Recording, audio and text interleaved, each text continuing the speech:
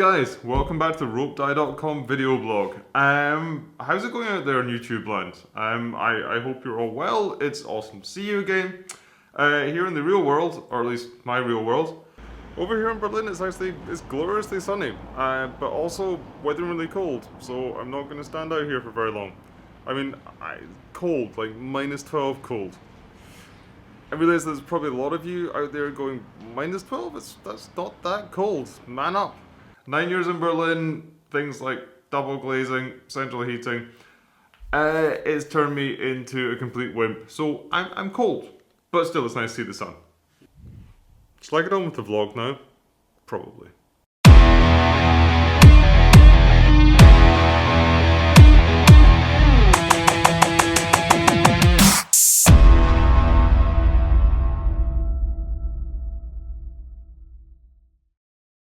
Right, so with today's video, we're going to go right back to the basics, and do a raw denim 101. See, when I was starting this whole thing off, I had a poke around the interwebs and I was looking for a similar channel, and I really can't say that I found much. There was an odd thing here and there, but nothing that was really cohesive, you know what I mean? One of the things I did find was a raw denim 101 by this guy, Aaron Marino. Aaron is the guy behind Alpha M, a YouTube channel that I actually really like, and I do watch it a lot. Aaron seems like a really nice guy. His videos are always entertaining. You get some great information. Really, check it out, guys. I'll stick a link in the description down below, okay? Anyway, way back in 2013, Aaron did a video on raw denim entitled Raw Denim 101, a beginner's guide to understanding raw denim. Here he breaks down the basics. The trouble is, he kind of gets a lot of things wrong. Now, I'm not dissing Aaron, not at all. The guy knows way more than me about most things. He really admits that raw denim is just not his thing, but I do want to take a little bit of time and just set the record straight on a few things. He gets the first bit bang on right. Finding the perfect pair is an odyssey. Luckily, with the rope dye guide to finding your perfect jeans, we break it down for you and make things simple. See, Aaron, I can do a plug as well. Anyway, that part's taken care of. But what is raw denim? What is dry denim? Well, raw denim and dry denim, exactly the same thing. They're just terms for a pair of jeans that have not gone through any kind of washing or distressing after they've been manufactured. You see, regardless of the denim, selvage or otherwise, all jeans start off raw. The denim gets shipped into the factory, it gets cut into the various parts needed to make the jeans, and it gets sewn into jeans.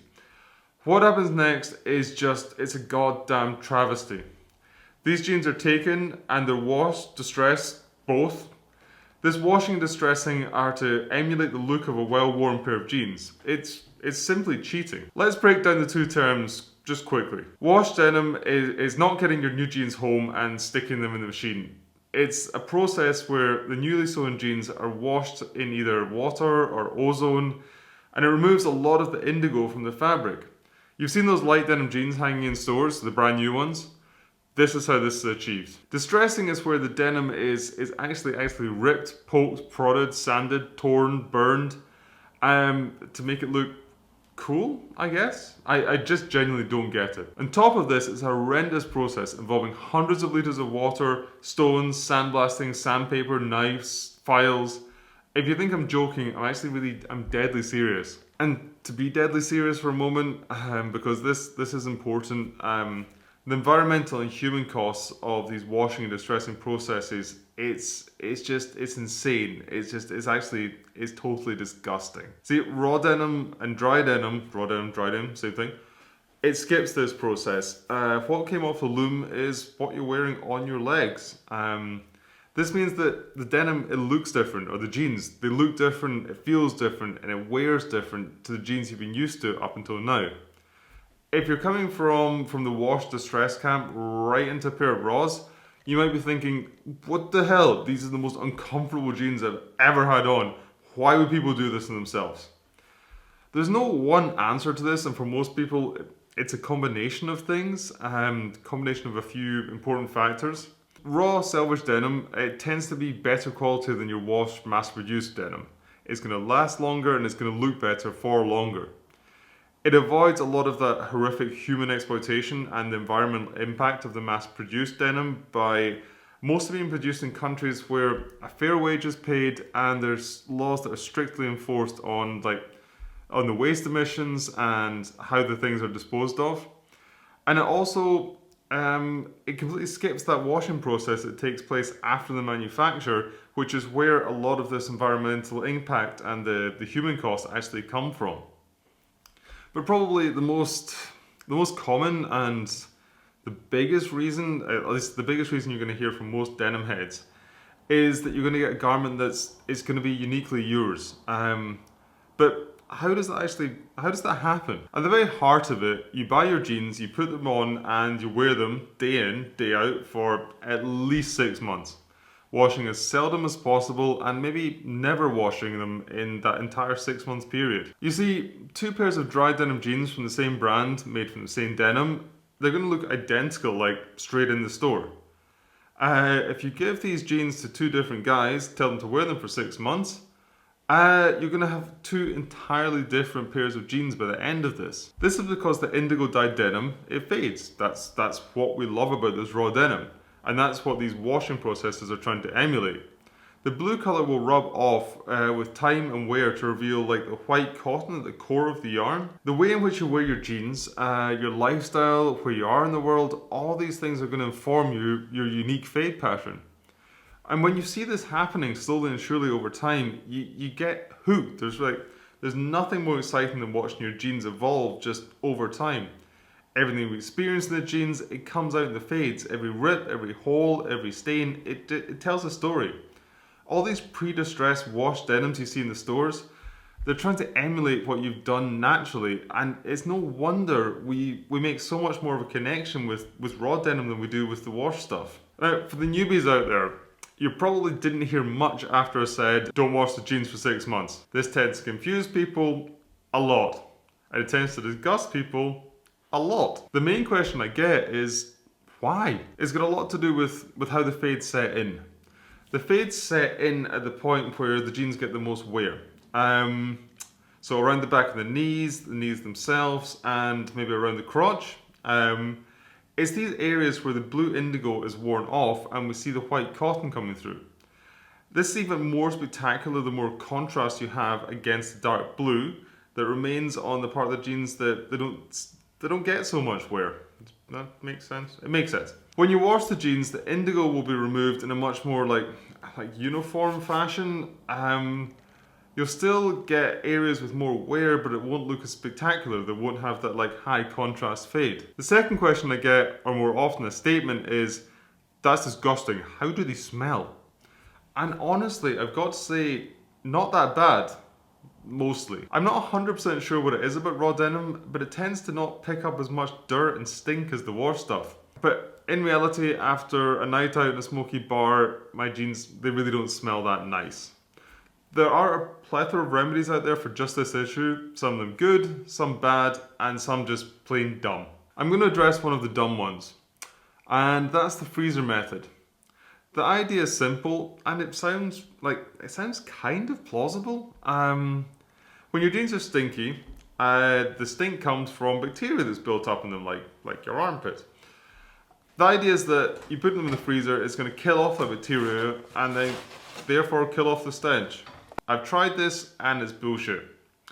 For one thing, and I think I saw somewhere something proving this, your home freezer doesn't get anywhere near cold enough to kill off that bacteria. You just get a cold pair of jeans that might smell like frozen peas. And honestly, do you really want your manky jeans next to your food? I wouldn't. But then again, I know where my jeans have been, so But anyway, the bacteria are not the only issue. Most of the smells will come from an environmental source, like cooking, smoking, spilling beer in your jeans, or whatever.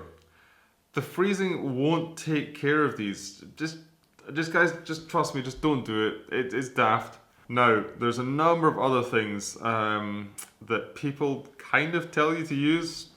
Febreze used to be seen a lot popping up as a recommended method. I don't like it, I don't like the smell.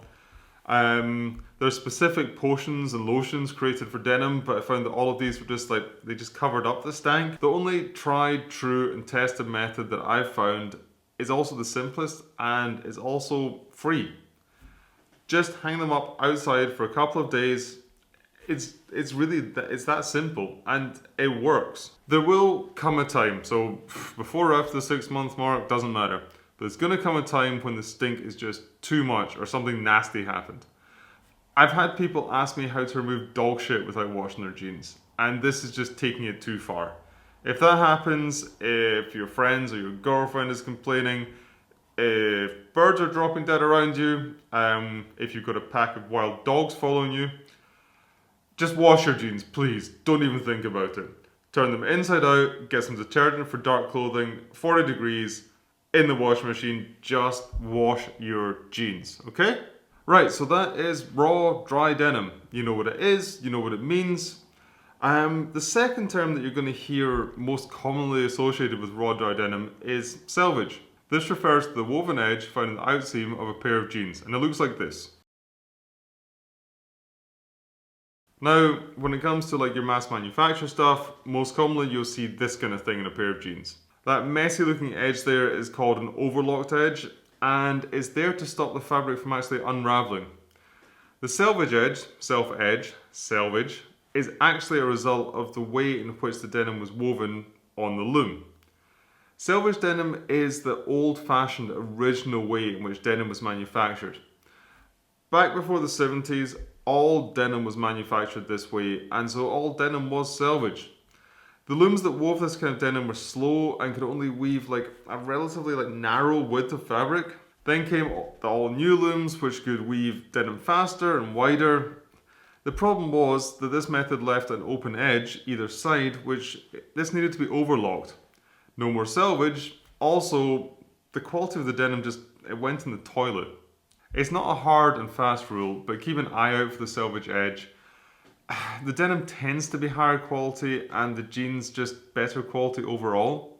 Guys, there you go, the very, very basics of the basics of raw selvage denim. Any questions you might have, something I missed, just let me know down in the comments and I will do my very best to answer your questions as soon as I can. It'd be awesome if you could hit that subscribe button, hit that like button, and I don't say this often enough actually, head over to ropedye.com for all the info you could ever need in denim, boots, accessories. It's really everything you could ever need is there. We've been doing this for years. And I'll see you in the next vlog. Hopefully the weather will have warmed up a little bit by then. And guys, I'm out.